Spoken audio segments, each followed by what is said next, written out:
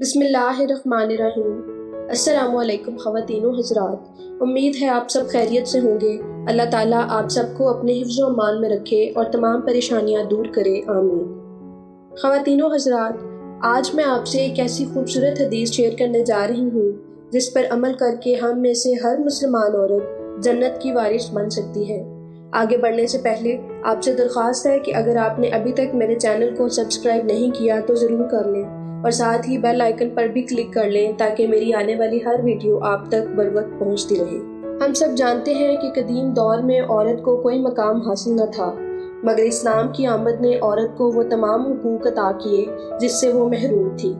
اسلام نے عورت کو نہ صرف اس دنیا میں بہترین اعزازات سے نوازا ہے بلکہ آخرت کے لیے بھی جنت کا حصول بہت آسان بنا دیا ہے۔ جی ہاں، آپ یہ جان کر حیران ہوں گے کہ کس طرح حضور صلی اللہ علیہ وآلہ وسلم کی اس حدیث پر عمل کر کے کوئی بھی عورت بآسانی آخرت میں جنت کی حقدار بن سکتی ہے۔ مسند احمد بن حنبل کی حدیث نمبر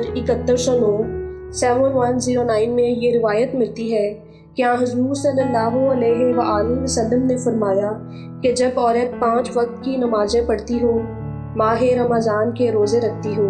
اپنی عصمت کی حفاظت کرتی ہو اور اپنے خاوند کی فرما برداری کرتی ہو تو اس سے کہا جائے گا کہ جنت میں جس دروازے سے چاہے داخل ہو جائے۔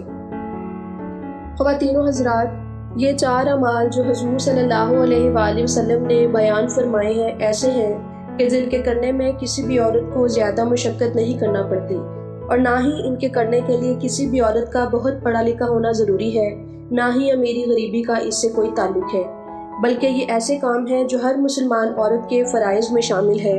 اور کسی بھی زائد عبادت، مشقت اور ریاضت کا حکم نہیں دیا گیا، بلکہ یہ ایسی باتیں ہیں جو ہر عورت بآسانی کر سکتی ہے اور جنت کی حقدار بن سکتی ہے۔ امید ہے آپ کو میری یہ ویڈیو پسند آئی ہوگی۔ اللہ تعالیٰ ہم سب کو حضور اکرم صلی اللہ علیہ وآلہ وسلم کے ارشادات پر عمل کرنے اور انہیں دوسروں تک پہنچانے کی توفیق عطا فرمائے، آمین۔